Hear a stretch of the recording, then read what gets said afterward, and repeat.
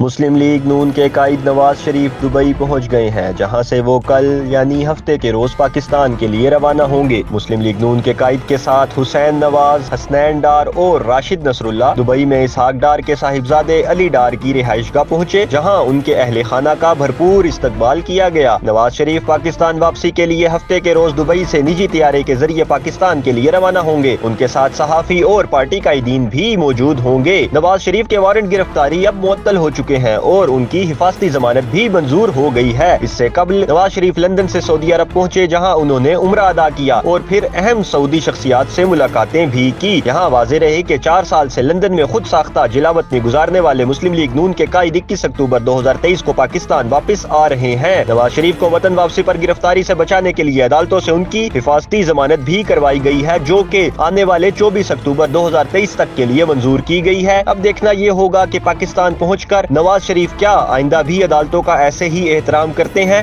اور کیا نواز شریف واپس یہاں سے دبئی یا لندن نہیں چلے جاتے۔ عاشر تنویر، حق نیوز، اسلام آباد۔